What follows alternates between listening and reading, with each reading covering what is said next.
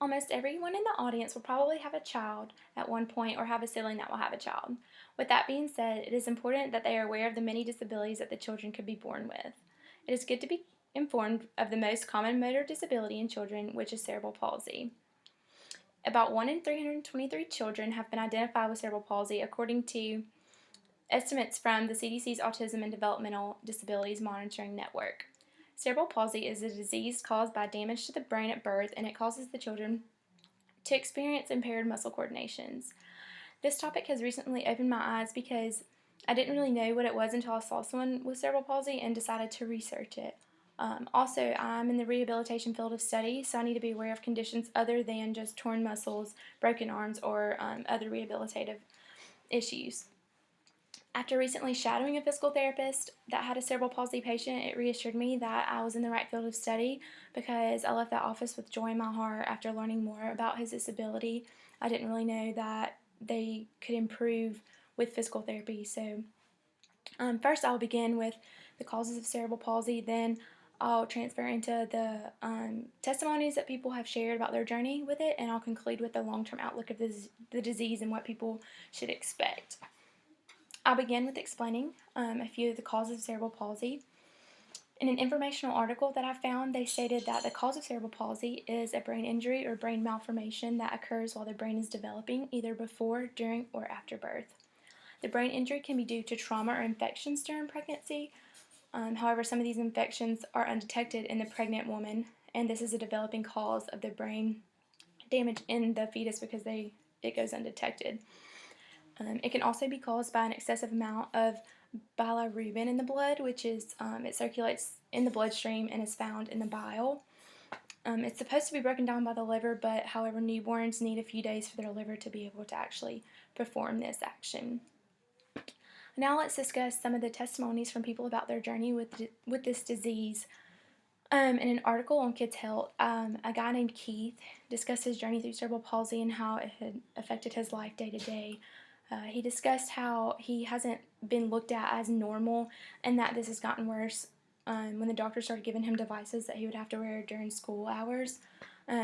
He states how he often got called crippled, but he had to wear custom-made white braces made of plastic and Velcro. So he said it really, brought even more attention to him because the Velcro was so loud. In another testimony, this lady named Celine Mountain had a more severe case of cerebral palsy than Keith did. Before she was given an AccuTouch therapy, Celine couldn't chew, crawl, or move one of her legs because of her cerebral palsy. And when she would try to walk, her knees and her feet would turn inward. So she was very weak in her limbs.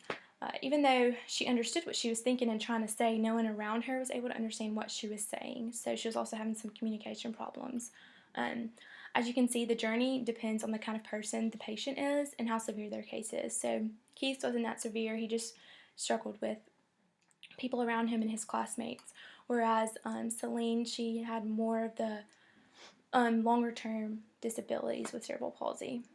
Now that you know a little bit about the causes and journey of cerebral palsy, I'll tell you a little bit about the long-term outlook and how some of them cope with the disease that they have. In a short YouTube video, I found a sweet older man. He shared his testimony on how he has overcome cerebral palsy. He first begins by discussing how having this disease had killed his hope and that he just kind of felt like he didn't really have a purpose in his life. And a few years later, he met a woman at church, and he ended up marrying her. And he said that this kind of gave him hope because he felt that since he has cerebral palsy, he didn't really have anyone. So he said that this helped to renew his faith because he met her in church, and he believed that God would heal him. And so he began to improve day by day after that. And in the end, he believed and prayed, and is now able to share his story to impact and encourage others with the same disease that he has to just have hope and never give up.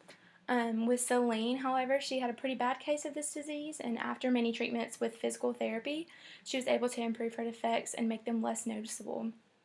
Though cerebral palsy is permanent, there are many different treatments that patients can do to improve their condition. So, it's never going to go away, but there are therapies and other stuff that they can do to help better their symptoms of it. In conclusion, cerebral palsy is a disease, like I said, caused by damage to the brain at birth. and it causes the child to experience impaired muscle coordination, so they're very weak in many of their limbs. The causes of cerebral palsy, the journey people take as they go through it, and the long-term outlook and what they can look forward to with having cerebral palsy. It was a pleasure to be able to share this information with you today. I hope you now know a little bit more about cerebral palsy. However, let's not look down on people with cerebral palsy and not make them feel like they're out of place.